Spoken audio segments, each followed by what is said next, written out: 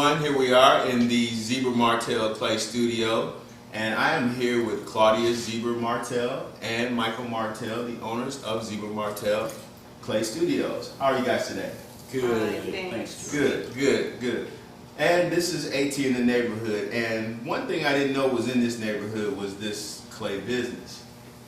What is this piece that you're making, Michael? This is just one of our small decorative vases. It's going to be a small bottle, and I'll maybe 4 to 6 of these in a sitting, and then maybe move on to another shape. But we do a lot of decorative pieces called home accessory pieces. Okay. So they're vases, and we do some functional work, that is like mugs and bowls and those kind of things, and a lot of larger pieces too that we do for decorators. Okay. Claudia, how long have you guys been in business here?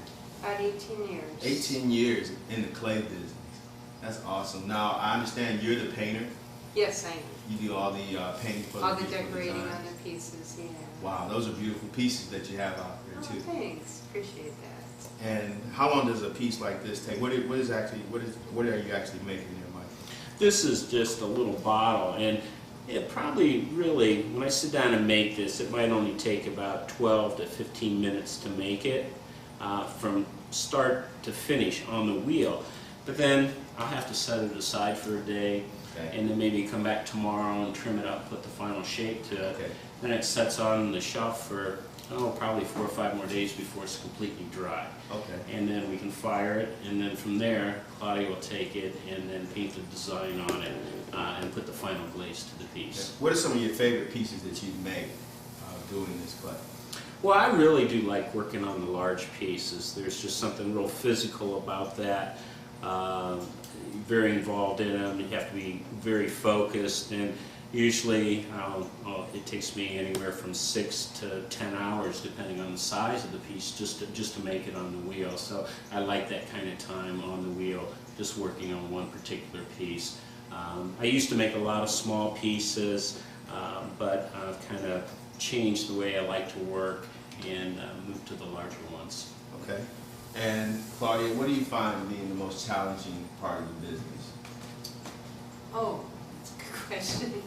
Actually, I just like coming up with new designs and working on new ideas all the time. I mean, we're always trying to develop new pieces and new ideas. And I do love painting the large pieces too. I will say that, working out the designs on the large pieces, the Okay. patterns. So we both have sort of a, it just feels really special to be able to do that volume of Okay. pieces. Now I see you have some pieces over there. These are all original pieces that you have, that you All of created them. here? Yeah, they all start as a lump of clay. Oh, of course, pretty much like That. this that you're saying here. That's why I'm prepared with the apron to, kind of get in here and see if I can do what he's doing here. No, really, you can't wait to get your hands in there. We're gonna get you back in kindergarten, guys. We're going to get you over here. Absolutely. The one thing Michael forgot to tell you is when he's making a piece like this, while it may take him 15 minutes to throw the original form, it took him years to be able to throw this form. Wow. So as far as just learning the skill of making a piece on the wheel.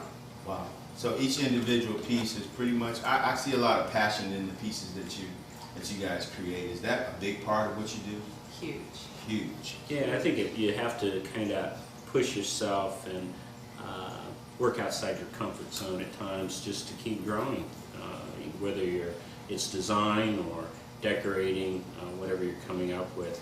Therein lies the challenge. What's going to make you successful is coming up with new designs, and this is how we make our living. So we have to make things that are not only fun and pleasing to make, but are also marketable.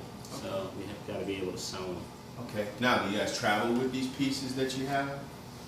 Yeah, too much. Okay. But yeah, that's how we make our living, is we travel from, do different fine art shows in different parts of the country, from Baltimore to St. Louis. And we do, on the average, about 1 art show a month. Okay. It's a beautiful piece that we have going on right there. Turned out really good. When we come back, I'm actually going to try my hand at turning this into that. So you want to stay tuned for that. We'll be right back.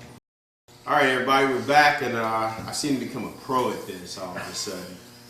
And this is actually pretty cool. Now, Michael told me that when we started this that I was in the splash zone, but I haven't seen a whole lot of splashing. I'm getting pretty good at this here. I think I'm going to try to create a little, I'm actually going to try to bring this up to a peak here. It turns out to be a clay tire. That's just what it'll be, a clay tire. So you can do anything you put your mind to.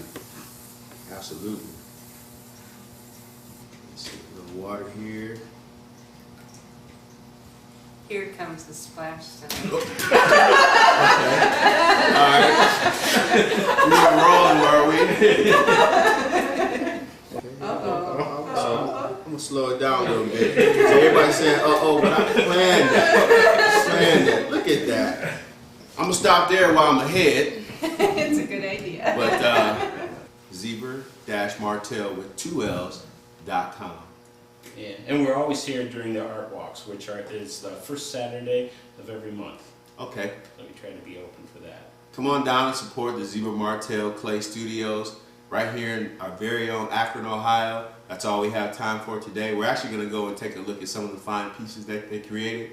I'm your host, George Beard Jr., the host with the most for the North Coast, and I've created a wonderful masterpiece. I'm going to finish this up, and we'll be right back.